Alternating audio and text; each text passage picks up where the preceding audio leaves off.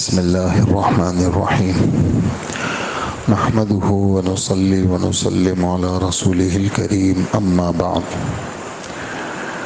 22ویں پارے کی تلاوت اللہ پاک کی توفیق سے ہوئی۔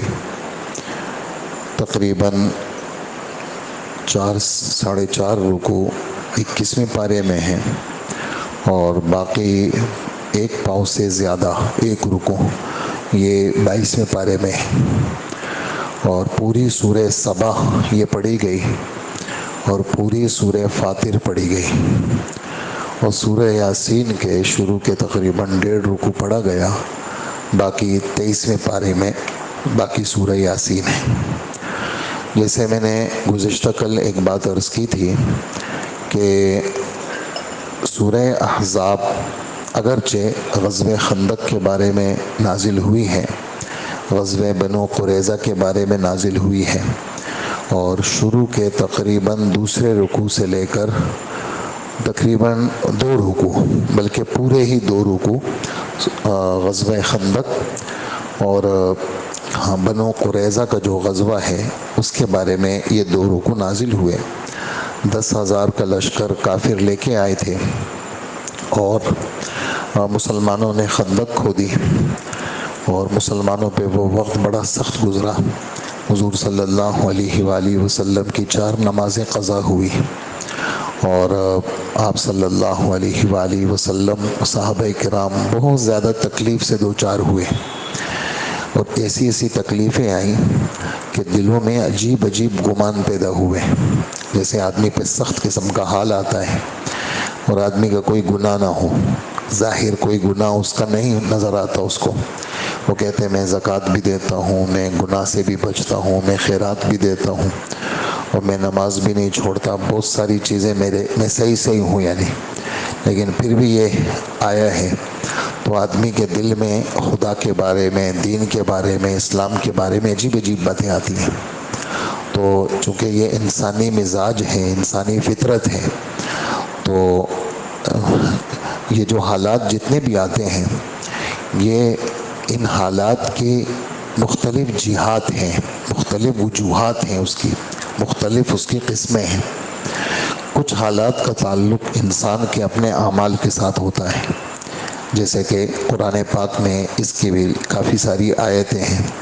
تم پر کسی قسم کی کوئی بھی مصیبت آتی ہے تمہارے گناہوں کی وجہ سے آتی ہے، اور ایک بات جس کو کہیں گے کہ 100 باتوں کا جواب ہے وہ کہ ہر مصیبت اور ہر قسم کا حال وہ اللہ کی طرف سے آتا ہے۔ وَمَا أَصَابَ مِن مُّصِيبَةٍ إِلَّا بِإِذْنِ اللَّهِ، کسی قسم کا کوئی بھی حال آتا ہے وہ اللہ کے حکم کے بغیر نہیں آ سکتا، ٹھیک ہے۔ وَمَن يُؤْمِن بِاللَّهِ يَهْدِ قَلْبَهُ، یہ والی آیت کہاں ہے؟ یہ 28واں پارہ سورہ تغابن کا 2 رکوع، اس کی پہلی آیت ہے۔ کسی قسم کا کوئی بھی حال آتا ہے وہ اللہ کے حکم سے آتا ہے۔ ایسے موقع پر ایمان والے کو چاہیے اپنے ایمان کو تازہ کرے۔ تازے سے مراد کہ وہ بار بار دل میں یہ کہے کہ یہ حال اللہ کی طرف سے آیا ہے اور اس حال میں میرے لیے بہتری ہے۔ وَمَن يُؤْمِن بِاللَّهِ يَهْدِ قَلْبَهُ، ایسے موقع پر جو اللہ پر ایمان کو تازہ کرے گا اللہ اس کے دل کو سیدھا راستہ دکھا دے گا، اور اس کے شکوک و شبہات اللہ ختم کر دے گا۔ وَمَن يُؤْمِن بِاللَّهِ يَهْدِ قَلْبَهُ وَاللَّهُ بِكُلِّ شَيْءٍ عَلِيمٌ، اللہ ہر چیز کو جانتے ہیں، اور ایمان والوں کو چاہیے کہ اللہ کے سوا کوئی معبود نہیں، اس یقین کو تازہ رکھیں، اور ایمان والوں کو چاہیے کہ ہر حال میں اللہ کی ذات پہ بھروسہ کریں۔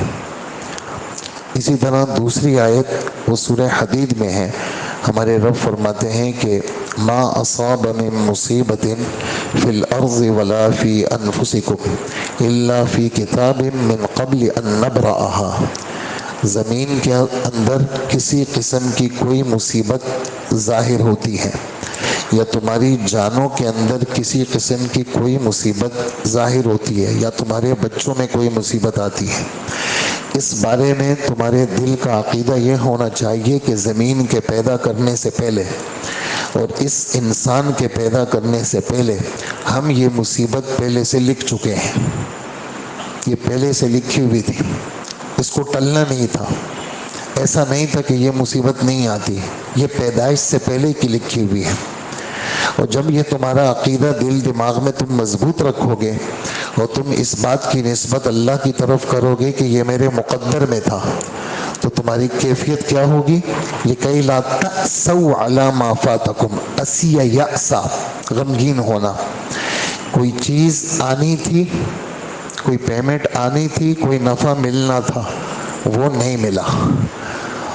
جب نہیں ملا تو تمہیں اس پر غم نہیں ہونا چاہیے، کیوں نہیں ملا؟ تم یہی کہو گے یہ میرے مقدر میں نہیں تھا۔ لِكَيْ لَا تَأْسَوْا عَلَى مَا فَاتَكُمْ، لِكَيْ لَا تَأْسَوْا عَلَى مَا فَاتَكُمْ وَلَا تَفْرَحُوا، اور تم پھر جو چیز مل گئی تمہیں، تمہارے وہم و گمان میں بھی نہیں تھا، تمہیں نفع کی امید تھی 10,000 روپے کی، اللہ نے 10 لاکھ دے دیے، تو جب 10 لاکھ مل گئے تو تم اس پر اترانا مت، دیکھا میں کتنا ہوشیار ہوں، بلکہ یہ کہو کہ یہ ملنے تو 10 تھے، اللہ نے 10 لاکھ دے دیے، یہ اللہ پاک نے میری مقدر میں لکھا ہوا تھا۔ تو پہلی صورت میں غمگین نہیں ہونا، دوسری صورت میں اترانا مت۔ تو چونکہ مصیبتوں کی مختلف جہات مختلف قسمیں ہوتی ہیں، یہ 2 باتیں تو مرکزی باتیں تھیں، ایک یہ ہے کہ اللہ کا حکم، ایک یہ ہے کہ تقدیر پر ایمان، ان دونوں کا نتیجہ ایک ہی ہے، یعنی اللہ کے حکم کا نتیجہ بھی وہی ہے اور تقدیر پر ایمان کا نتیجہ بھی وہی ہے۔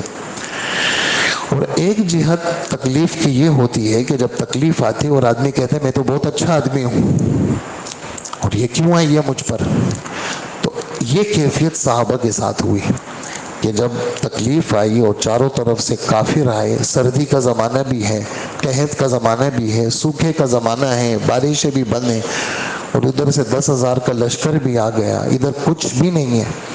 ایک صحابیہ ہے اللہ کے رسول، اپنا وہ چادر ہٹائی اور پتھر دکھایا کہ اللہ کے رسول سخت سردی بھی ہے اور ہم خندق کی کھدائی میں بھی ہیں، دیکھیں میرے پیٹ پہ پتھر بندھا ہوا ہے، یعنی یہ نہیں کہ شکایت کی، یہ کہ اللہ کے رسول آپ دعا کر دیں اللہ پاک یہ بھوک ختم کر دے۔ شکایت نہیں کرتے تھے صحابہ، بس دعا کی درخواست کے لیے آتے تھے، آپ دعا کر دیں یہ بھوک ختم ہو جائے۔ حضور نے اپنا کپڑا ہٹایا تو فرمائے تم نے ایک باندھا ہوئے، ہم نے 2 پتھر باندھے ہوئے ہیں، یعنی جیسے تم بھوکے ہو ہم بھی بھوکے ہیں۔ تو اس قسم کے حالات میں یہ غزوہ خندق ہوا، اور اس میں وَتَظُنُّونَ بِاللَّهِ الظُّنُونَ، تم اللہ کے بارے میں عجیب عجیب گمان کرنے لگے۔ تو یہ جو گمان دل دماغ میں آتے ہیں، انسان غم میں پریشانی میں خدا کے بارے میں عجیب عجیب باتیں سوچتا ہے، تو یہ عجیب عجیب باتوں کا آنا یہ ایمان کے خلاف نہیں ہے، مطلب یہ وسوسوں کا آنا یہ ایمان کے خلاف نہیں ہے۔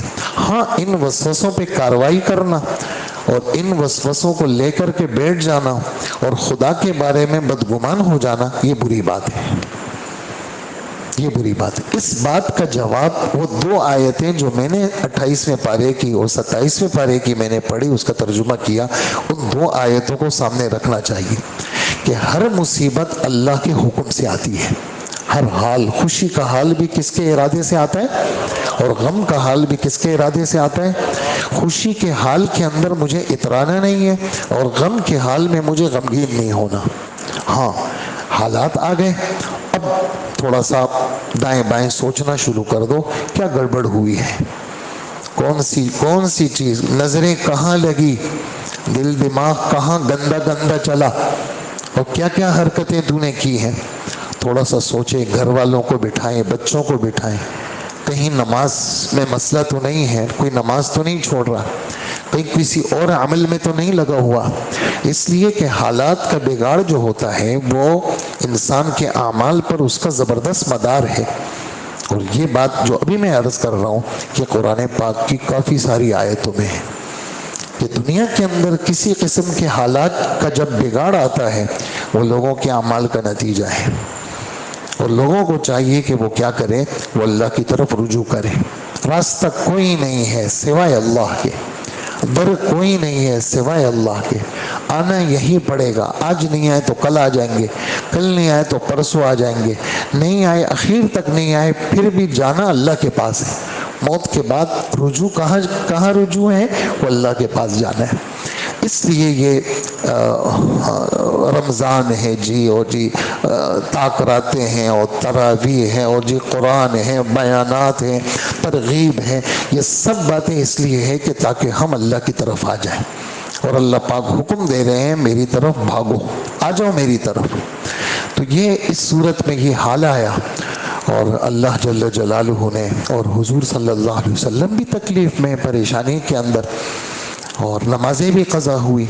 اور ادھر اندر جو لوگ تھے، یہودیوں کے قبیلہ تھا بنو قریظہ، انہوں نے بغاوت کر لی، انہوں نے اعلان کر لیا کہ ہم تمہارے ساتھ جو ہمارا معاہدہ تھا وہ ہم توڑتے ہیں۔ وہ ایک نئی مصیبت کھڑی ہو گئی، ہم تو باہر کی مصیبت سے نمٹنے کے لیے پریشان تھے، اب گھر کے اندر لوگ جو مدینہ کے اندر رہتے تھے وہ بھی ہمارے مخالف ہو گئے۔ تو یہ قسم چیزوں نے گھیر لیا۔ اللہ جل جلالہ فرماتے ہیں میں نے ایک لشکر بھیجا آسمان سے، اور میں نے آسمان سے آندھی بھیجی، اور میں نے سردی تیز کر لی، اور میں نے ان کے جو خیمے تھے وہ اکھیڑ لیے، اور میں نے فرشتوں کے ذریعے سے ایک ہلہ گلہ مچا دیا، اور ان کے دلوں میں نے رعب ڈال دیا، اور ان کو میں نے وہاں سے بھگا دیا۔ اور پھر یہاں یہ جو بنو قریظہ جنہوں نے وعدہ خلافی کی تھی، ہمارے نبی واپس آ گئے گھر کے اندر، ہتھیار اتار دیے۔ اتنے میں دیکھا جبرائیل علیہ السلام آئے کہ اللہ کے رسول آپ نے تو ہتھیار اتار دیے۔ تو فرمایا جبرائیل اور کیا کرنا ہے؟ فرمایا ہمارے فرشتوں نے تو ابھی تک ہتھیار ہی نہیں اتارے، آپ نے ہتھیار اتار دیے۔ تو آپ نے فرمایا کیا حکم ہے؟ فرمایا اس وقت بنو قریظہ جانا ہے۔ اچھا، آپ نے پھر ہتھیار پہنے، صحابہ کو کہا کہ عصر کی نماز بنو قریظہ میں پڑھنی ہے، مدینہ کی ہی کے حدود میں تھا لیکن فاصلے پہ تھا۔ تو جناب روانہ ہو گئے صحابہ۔ حضرت انس فرماتے ہیں کہ بنو غنم قبیلہ ہے، اس کی گلیوں کے اندر جو ہے وہ غبار اڑ رہا تھا، ہمیں نظر کچھ نہیں آ رہا تھا۔ بعد میں ہمیں پتہ چلا کہ جبرائیل علیہ السلام کی سواری تھی، وہ اس پہ سوار تھے اور اس کا غبار اڑ رہا تھا۔ اور اللہ جل جلالہ نے وہ بنو قریظہ کا فیصلہ بھی اللہ پاک نے کر لیا، اور ان کے دلوں میں بھی اللہ نے رعب ڈال دیا، اور ان کا بھی اللہ پاک نے صفایا کر لیا۔ تو میں نے گزشتہ کل ایک بات عرض کی تھی کہ سورہ احزاب کے اندر جتنے مضامین ہیں ان سب مضامین میں حضور صلی اللہ علیہ وسلم کا ادب، آپ کا احترام، اس بارے میں آیات ہیں کہ نبی صلی اللہ علیہ وسلم ایمان والوں کے جانوں سے بھی زیادہ ایمان والوں کے عزیز ہونے چاہیے۔ ایمان والوں کے دل میں نبی صلی اللہ علیہ وسلم کی بہت زیادہ قدر ہونی چاہیے، اور نبی صلی اللہ علیہ وسلم کی جو بیویاں ہیں وہ ایمان والوں کی مائیں ہیں۔ یہ قدر کی بات ہے، اور یہ یعنی تعظیم کی بات ہے۔ اسی طرح نمبر 2، کل میں نے آیت پڑھی کہ نبی صلی اللہ علیہ وسلم کا یعنی سر سے لے کر پیر تک پورا وجود، آپ کے سارے اعمال، آپ کے افعال، آپ کے اقوال، آپ کی رات، آپ کا دن، آپ کی خوشی، آپ کی غمی، آپ کے ہر حال میں ایمان والوں کے لیے نمونہ ہے۔ ہر چیز میں ہم اپنے نبی کو دیکھیں گے، لیکن کون دیکھے گا؟ جس کا آخرت میں حاضری پہ یقین ہو۔ جس کو آخرت میں حاضری پہ یقین ہوگا وہ دیکھے گا، اور جو دنیا میں اللہ کو زیادہ یاد کرے، جب زیادہ یاد کرے گا تو اس کے اندر سے یہ میل کچیل اور زنگ ختم ہوگا، تبھی یہ اپنے نبی کو نمونہ سمجھے گا۔ اگر اس کے دل دماغ پہ زنگ ہوگا تو یہ اپنے نبی کو نمونہ نہیں سمجھے گا، یہ کسی اور کو نمونہ سمجھے گا۔ تو اس میں بھی ہمارے نبی کی کیا ہے؟ تعظیم ہے اس کے اندر۔ اچھا، گھر کی جو مستورات تھی ان سے کوئی بے ادبی ہو گئی، وہ بے ادبی یہ ہوئی کہ مدینہ منورہ میں ہر گھر کے اندر رونقیں آ گئی، خیبر فتح ہوا، لوگوں کے گھروں کے اندر فراوانی ہو گئی۔ ہمارے گھر میں اسی طرح غربت ہے، آپ ہمیں وہی خرچہ دیتے ہیں جو پہلے دیتے تھے، اب مہنگائی ہو گئی، آپ ہمارا خرچہ بڑھا دیں۔ تو یہ والی بات ناجائز نہیں تھی، لیکن اس گھر کے شان کے مطابق نہیں تھی۔ یہ والی بات ناجائز نہیں تھی، لیکن اس گھر کے شان کے مطابق نہیں تھے کہ نبی کے گھر میں رہتے ہوئے تمہارے ایسے مطالبے.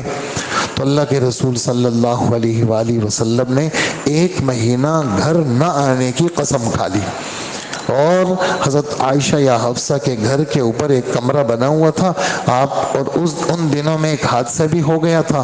آپ گھوڑے سے گرے, آپ کے یہ دائیں طرف چھل بھی گیا تھا اور پاؤں مبارک میں موچ بھی آ گئی تھی. نمازیں بھی گھر پہ تھی اور ادھر قسم بھی کھا لی, گھر بھی نہیں آ رہے.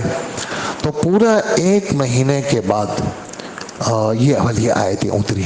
21ویں پارے کے آخر میں 3 آیتیں ہیں. رکو یہاں سے شروع ہوتا ہے اور فرمایا آپ اعلان کر دیں, اے میری بیویوں آؤ, اگر تم نے ہمارے ساتھ نہیں رہنا تو بس ہم تمہیں تمہارا مہر دے دیں گے اور بس ہم تمہیں طلاق دے کے عزت کے ساتھ رخصت کر لیں گے. اور اگر تم اللہ کو, اللہ کے رسول کو, آخرت کو چاہتی ہو تو پھر تم نے ہماری ترتیب پہ رہنا ہوگا. اور اے نبی کی بیویوں, تم عام عورتوں کی طرح نہیں ہو. عام عورتوں میں تم میں فرق ہے. عام عورتیں اگر ان کے شوہر مر جائیں عدت کے بعد وہ شادی کر سکتی ہیں. اور اگر میں اس دنیا سے چلا گیا تمہارے لیے نکاح حرام ہے. اور تم قیامت تک کی جتنی مسلمان ہیں تم ان سب کی کیا ہو, تم تو ان سب کی مائیں ہو. تم عام عورتوں کی طرح کہاں ہو؟ تمہیں تو اللہ نے خصوصیت دی ہے اور تمہیں ہر حالت کے اندر تمہارے اندر تقوی کا اضافہ ہونا چاہیے. اور اگر کوئی گڑبڑ تم سے ہو گئی تو عام لوگوں کو اگر 1 سزا ملے گی تو تمہیں ڈبل ملے گی. اور تم یہ مت سمجھنا کہ ہم نبی کی بیویاں ہیں اور ہمارا کوئی کچھ نہیں بگاڑ سکتا, ایسا نہیں ہے. اللہ پاک کو تمہیں سزا دینا کوئی مسئلہ نہیں ہے, اللہ کے لیے آسان ہے. کیسے بے نیاز ذات ہے اللہ کی, کہ بھئی کوئی اگر اپنے آپ کو کوئی سمجھتا ہے کہ میں ہوں, نہیں, وہ نہیں ہے. اللہ سب کچھ ہے.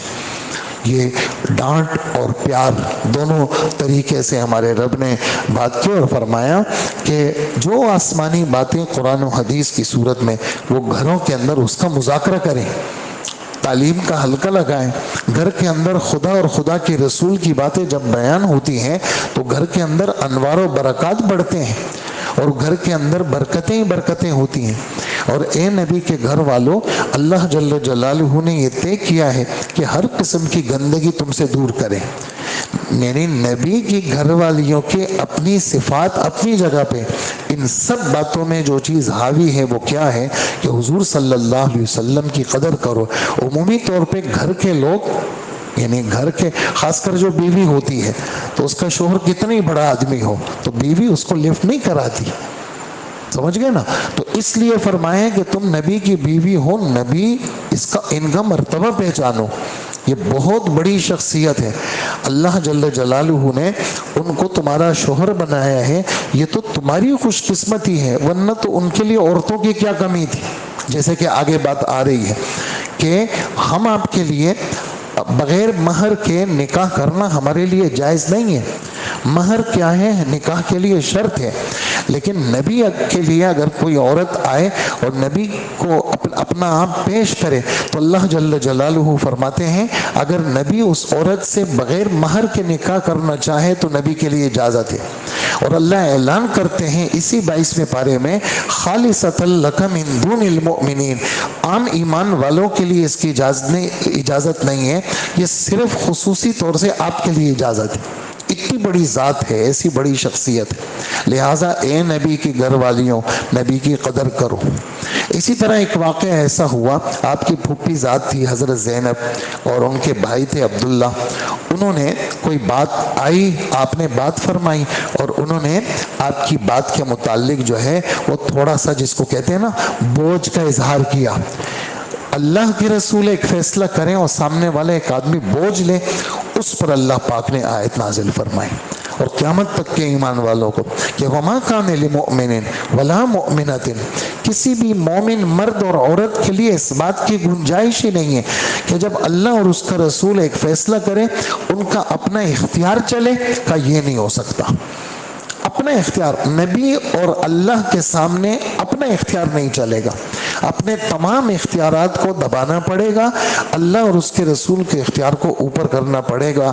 اس میں بھی حضور صلی اللہ علیہ وسلم کی کیا ہے, تعظیم ہے کہ آپ کی قدر کی جائے.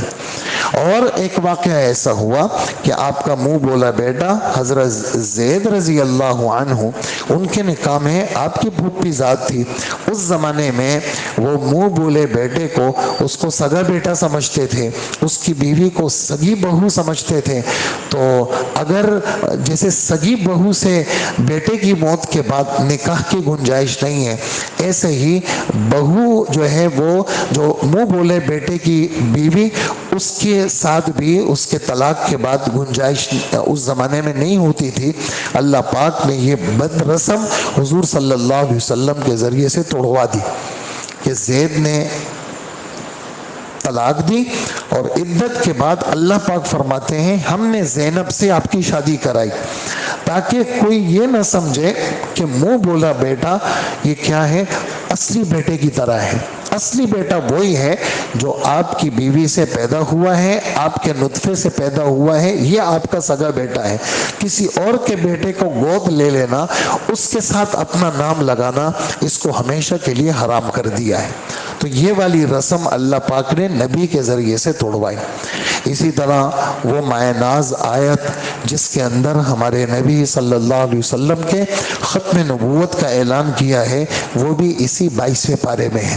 اس میں بھی آپ کی تعظیم ہے کہ اللہ پاک نے یعنی جہاں کے سارے کمالات تجھ میں ہیں، جتنے بھی کمالات سب نبیوں میں الگ الگ تھے، وہ ہمارے نبی صلی اللہ علیہ وسلم میں اکٹھے وہ سارے کمالات موجود ہیں۔ اسی وجہ سے نبوت حضور صلی اللہ علیہ وسلم پہ اللہ نے کیا کر دی؟ ختم کر دی۔ اور اگر کوئی شخص نئے نبی ہونے کا دعویٰ کرتا ہے تو وہ کافر ہے اور وہ مذہب اسلام سے خارج ہے۔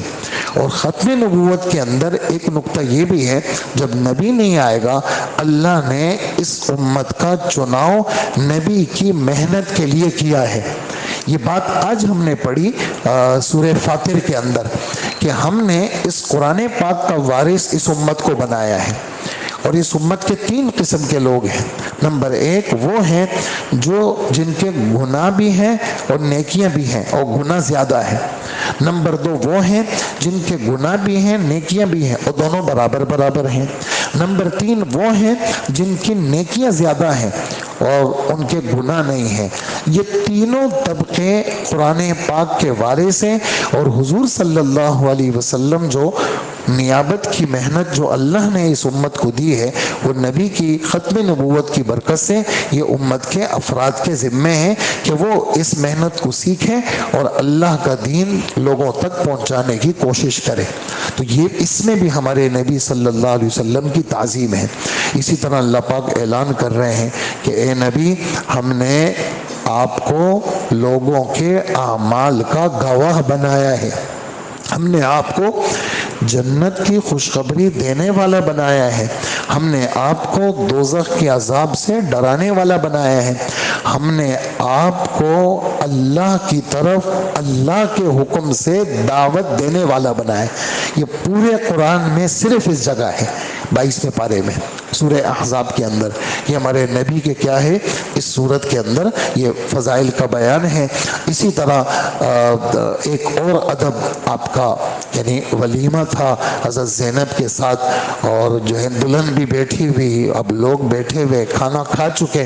یہ وہ واحد ولیمہ تھا کہ اللہ کے رسول نے گوشت کا سالن بنوایا تھا اور روٹی، یہ ولیمہ آپ نے پیش فرمایا تھا، لیکن اس میں ایک بے ادبی بعض ساتھیوں سے یوں ہوئی کہ کھانا کھا چکے اور بیٹھ کے باتیں ہو رہی ہیں، اور اللہ کے رسول یہ نہیں فرما رہے ہیں کہ بھائی کھانا کھا چکو تو چلے جاؤ۔ ایک طرف کونے میں دلہن بیٹھی ہے، ادھر لوگ بیٹھے ہوئے ہیں اور کھانا کھا چکے ہیں اور گپیں لگ رہی ہیں، آپ اندر آ رہے ہیں پھر باہر جا رہے ہیں، پھر اندر آ رہے ہیں پھر باہر جا رہے ہیں، اور یعنی وہ بھی نہیں سمجھ رہے، اور اللہ کے رسول اپنی حیا کی وجہ سے زبان سے یہ بھی نہیں کہہ رہے بھائیوں کھانا کھا چکو تو اٹھ کے چلے جاؤ۔ اس پر اللہ نے پوری آیت نازل فرمائی اور فرمایا کہ جب تمہیں یعنی صرف نبی نہیں کہیں پر بھی اگر دعوت ہو تو وقت پہ پہنچنے کی کوشش کرو، اور جب کھا چکو تو پھر چلے جایا کرو۔ اس گھر والے کے لیے بوجھ کا سبب مت بنا کرو. یہ تو اللہ کے رسول ہیں, شرم کی وجہ سے تم سے بات نہیں کرتے. اللہ کی ذات حق بات کے بیان کرنے میں کوئی شرم نہیں کھاتی. اور یہ جو نبی کی بیویاں ہیں اگرچہ تمہاری مائیں ہیں, لیکن خبردار ان سے بھی تم نے پردہ کرنا ہے. کوئی چیز اگر مانگنی ہے ان سے تو ایسا آمنے سامنے لین دین نہیں کرنا, بلکہ پردہ ہو اور پردے کے پیچھے سے ساری کاروائی ہو. جو بھی بات پوچھنی ہو تو پردے کے پیچھے ہو. اس میں تمہارے دلوں کی بھی صفائی ہے اور ان کے دلوں کی بھی صفائی ہے. اور تمہارے لیے کسی صورت میں حلال نہیں ہے کہ نبی کے تکلیف کا سبب بنو. اور ان کی بیویوں کے ساتھ ہمیشہ کے لیے تمہارے اوپر نکاح کیا ہے وہ حرام ہے. یہ سب باتیں نبی کی تعظیم کے لیے. اسی طرح ایک وہ آیت جو پورے قرآن کے اندر اسی سورہ احزاب میں ہے, جس میں یہ والی بات ہے کہ اللہ جل جلالہ اپنے نبی پر درود و سلام بھیجتے ہیں اور فرشتے بھی بھیجتے ہیں, ایمان والو تم بھی درود و سلام بھیجو. تو ہم آپ جو درود بھیجتے ہیں اللہم صلی, اس کا ترجمہ کیا ہے؟ اے اللہ رحمت نازل فرما, رحمت نازل فرما محمد صلی اللہ علیہ وسلم پر. اور فرشتے جو درود بھیجتے ہیں وہ بھی یہی کہتے ہیں اے اللہ رحمت نازل فرما, سلامتی نازل فرما محمد صلی اللہ علیہ وسلم پر. لیکن یہی صلاۃ کا لفظ اللہ کی طرف نسبت کریں گے تو ہم اللہ تو یہ نہیں کہیں گے کہ اے اللہ, تو اللہ سے تو بڑا کوئی نہیں ہے. تو اللہ کے درود کا کیا مطلب ہے؟ تو کہا اللہ کے درود کا مطلب یہ ہے اللہ درود بھیجتے ہیں, اللہ اپنے نبی کو مزید قریب کرتے ہیں. اللہ پاک اپنے نبی کے اوپر عنایات اور اپنے فضل کی بارش کرتے ہیں. ان اللہ و ملائکتہ, فرشتے تو یہی کہتے ہیں کہ اے اللہ درود بھیج. ہم آپ بھی یہی کہتے ہیں اللہم صلی علی محمد. لیکن اللہ کے درود کا کیا مطلب ہے؟ تو اللہ کے درود کا مطلب یہ ہے کہ اللہ پاک اپنے نبی کے اوپر مزید عنایات کی بارش کرتے ہیں. تو یہ والی آیت بھی اسی پارے میں ہے. اس میں بھی آپ دیکھیں کہ اللہ پاک اپنی طرف نسبت کر رہے ہیں کہ میں درود بھیج رہا ہوں, میں سلام بھیج رہا ہوں. اس میں حضور صلی اللہ علیہ وسلم کی کتنی بڑی عظمت ہے ہمارے نبی کے دربار میں کہ خود اللہ جل جلالہ فرما رہے ہیں میں درود بھیج رہا ہوں, ایمان والو تم بھی درود بھیجو. اور میں سلام بھیج رہا ہوں, ایمان والو تم بھی سلام بھیجو. تو حضور صلی اللہ علیہ وسلم کی کتنی بڑی عظمت کا یعنی اس میں بیان ہے. تو واقعتاً ہم خوش قسمت ہیں کہ حضور صلی اللہ علیہ وسلم جیسی شخصیت ہمارے نبی ہیں, اور اللہ جل جلالہ ہمیں مرتے دم تک اپنے نبی کی تابعداری نصیب فرمائے. اسی طرح اس سورت کے اندر وہ والی آیت بھی ہے جس میں پردے کا ذکر ہے. نبی آپ اپنی بیویوں کو اور اپنی بیٹیوں کو, بیٹیوں میں نقطہ ہے کس بات کا کہ حضور کی ایک بیٹی نہیں تھی, بنات کم سے کم جمع ہیں وہ 3 پر اس کا اطلاق ہوتا ہے. تو آپ کی 4 بیٹیاں تھیں, زینب, رقیہ, ام کلثوم, فاطمہ. اپنی بیٹیوں کو کہیں اور تمام ایمان والی عورتوں کو کہیں, کیا کہیں کہ جب کبھی اس طرح نکلنا پڑ جائے تو تم سر سے لے کر پیر تک اپنے بدن پہ بڑی چادر ڈال دو. اسی زمانے کے لحاظ سے اس زمانے کا دستور یہ تھا کہ عورتیں ایسا گریبان کھلا چھوڑتی تھی. تو وہاں 18ویں پارے میں ایک پردے کی آیت گزری ہے جس میں ہمارے رب نے فرمایا کہ اے عورتوں تم اپنے ان گریبانوں کو, جو تمہارا گریبان کھلا ہو, ایسی چادر ڈال دیا کرو تاکہ تمہارے یہ گلے گریبان بند رہیں, غیر محرم کے اوپر تمہارے گریبان کھلے ہوئے نہ ہوں. اور یہاں اس آیت میں یہ ہے کہ سر سے لے کر پیر تک اپنے بدن کو چھپاؤ, اتنا سا راستہ چھوڑ دو کہ تمہیں راستہ نظر آئے. اس زمانے میں ایسا تھا. اور حضرت علی رضی اللہ عنہ فرماتے ہیں یہیں اسی پارے کی تفسیر میں کہ اللہ کے رسول نے اعلان کیا کہ مرد کے لیے, عورت کے لیے سب سے بڑھیا چیز کیا ہے. تو حضرت علی گئے, حضرت فاطمہ سے پوچھا کہ اللہ کے رسول نے ایک سوال پوچھا ہے کہ عورت کے لیے سب سے بڑھیا چیز کیا ہے.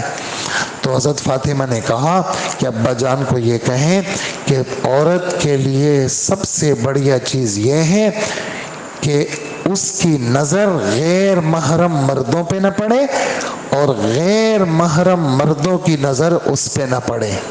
لا یرین الرجال ولا یرونہن.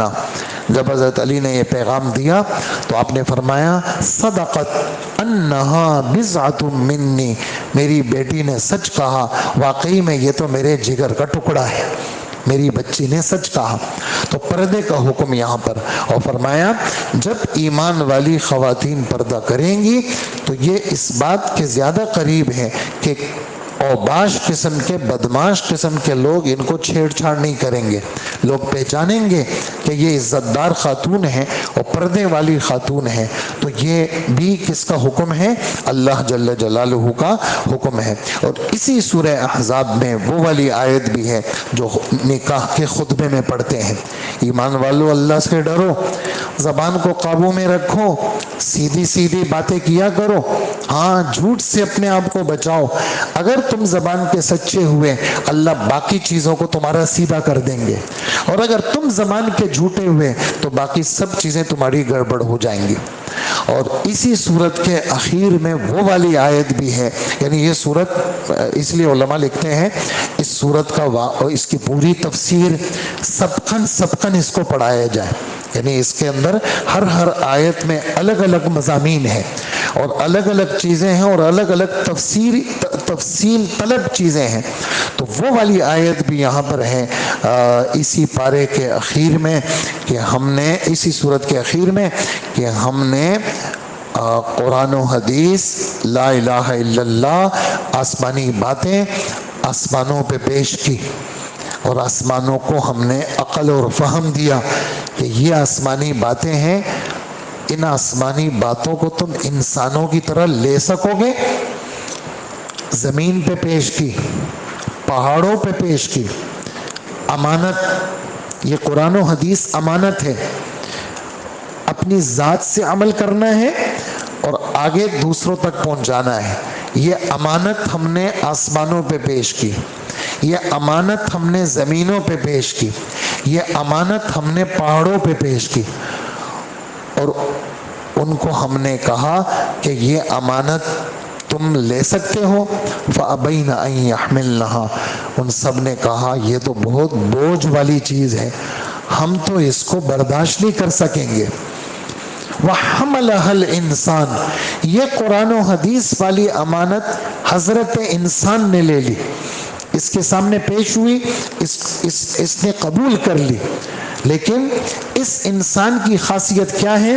اِنَّهُ كَانَ ظَلُومًا جَهُولًا، یہ بڑا ظالم ہے اور بڑا جاہل ہے. یہ اس کو چاہیے اس امانت جو اللہ نے تجھے دی ہے، تو نے اپنے اوقات کو فارغ کر کے اس امانت کو لینا، اس کو سیکھنا، اس پر عمل کرنا اور اپنے آپ کو ظلم کے اندھیروں سے نکالنا اور جہالت کے اندھیروں سے نکالنا.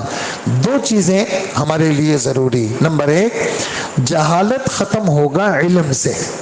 جہالت ختم ہوگا کس چیز سے؟ علم سے. اور غفلت اور ظلمت ختم ہوگی کس چیز سے؟ ذکر سے.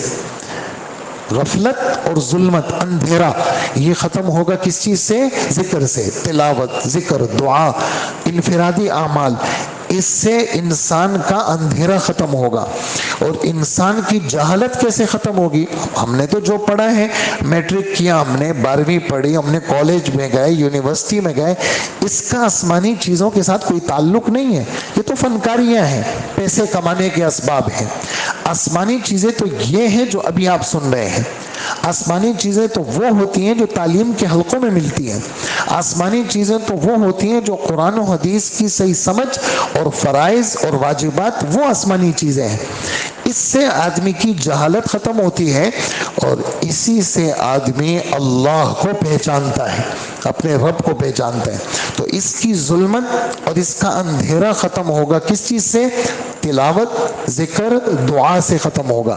اور اس کی جہالت ختم ہوگی ان باتوں سے کہ بھئی اس کو بہت ساری باتیں پتہ نہیں تھی اور یہ نشستوں میں بیٹھنا شروع کیا، اللہ پاک نے اس کو خزانے کے خزانے دے دیے، جس کی وجہ سے علم کیا ہے؟ کہتے ہیں راستہ ہے اور ذکر اس کی روشنی ہے۔ راستے کا پتہ ہونا بھی ضروری ہے اور روشنی کا ہونا بھی ضروری ہے۔ راستہ پتہ ہے، روشنی نہیں ہے تو ٹھوکریں لگیں گی۔ روشنی بڑی تیز روشنی ہے، راستہ ہی پتہ نہیں ہے جناب، اس کو پتہ ہی نہیں ہے جانا کہاں ہے۔ بڑی تیز روشنی، لائٹیں بہت زیادہ ہیں اس کے پاس، لیکن اس کو راستے کا پتہ نہیں۔ تو دونوں باتیں ضروری، راستے کا پتہ ہونا بھی ضروری اور روشنی کا ہونا۔ تو یہ انسان اس سے یہ بوجھ لیا ہے، تو اس کو چاہیے اور پھر نتیجہ نکلے گا کہ جن کے پاس روشنی نہیں اور جن کے پاس راستہ نہیں وہ مشرک ہیں اور منافق ہیں، ان کو تو ملے گی سزا۔ جن کے پاس روشنی بھی ہے اور جن کے پاس راستہ بھی ہے اور ان میں تابعداری بھی ہے، یقین بھی ہے، اللہ پاک ان کی حال پہ توجہ کریں گے اور ان کے جو گناہ ہوں گے وہ اللہ معاف کریں گے، مومنین مومنات، اور اللہ پاک غفور الرحیم ہے۔ چونکہ یہ صورت بہت زیادہ تفصیلات پر تھی، ہم نے بہت اختصار کی کوشش کی، پھر بھی بات لمبی ہو گئی، اسی پر ہم اپنی بات ختم کریں گے۔ کل اللہ نے چاہا پھر سورہ سبا، فاطر اور یاسین وہ انشاءاللہ کل کے بیان میں عرض کریں گے۔ اللہ پاک عمل کی توفیق عطا فرمائے۔ الحمدللہ رب العالمین والصلاة والسلام علی نبینا محمد وآلہ واصحابہ اجمعین۔ اے اللہ ہمارے گناہوں کو معاف فرما، اللہ ہماری مغفرت فرما۔ اے اللہ آسمانی باتوں کا مذاکرہ ہوا، اللہ جو غلطیاں اور کمیاں اس میں بیان ہوئی وہ معاف فرما، اور جو باتیں آپ کی رضا کے مطابق تھیں وہ سب قبول فرما۔ اے اللہ آسمانی علوم ہمیں نصیب فرما، ہماری جہالتوں کو ختم فرما۔ اے اللہ ہمیں ذاکر بنا، اور اللہ ہمیں قرآن کا پڑھنے والا بنا، ہمیں ہاتھ اٹھا کے دعا مانگنے والا بنا۔ اے اللہ آج پاک رات ہے، وقت کے ضائع کرنے سے ہماری حفاظت فرما۔ یا اللہ جو بھی اپنی حاجتیں ہیں وہ مختصر وقت میں پوری کر کے اللہ ہم سب کو صلاۃ التسبیح کی توفیق عطا فرما، تلاوت کی توفیق عطا فرما، اور تسبیحات، درود شریف اور استغفار کی توفیق عطا فرما۔ اے اللہ اپنے نام پہ خرچ کی توفیق عطا فرما۔ اللہ ہم سب کی حفاظت فرما۔ جس عافیت کے ساتھ آپ نے 20 روزے گزروا دیے، 2 عشرے ختم ہو گئے، اللہ اسی طرح عافیت کے ساتھ آخری عشرے کو بھی گزار دیجئے اور قیمتی بنا دیجئے اور قبول فرما لیجئے، اور جس عافیت کے ساتھ 22 سپارے پڑھنا اور سننا آپ نے آسان فرمایا، باقی 8 سپارے بھی آسان فرما، اس کا پڑھنا بھی آسان فرما اور اس کا سننا بھی آسان فرما۔ یا اللہ ہر قسم کا بوجھ، ناگواری، تکلیف، بیماری وہ ہم سے ختم فرما۔ اللہ ہر خیر عطا فرما اور ہر شر سے بچا لیجئے اور دعاؤں کو قبول فرما لیجئے۔ وصلی اللہ وسلم علی نبینا محمد وآلہ واصحابہ اجمعین، آمین برحمتک یا ارحم الراحمین۔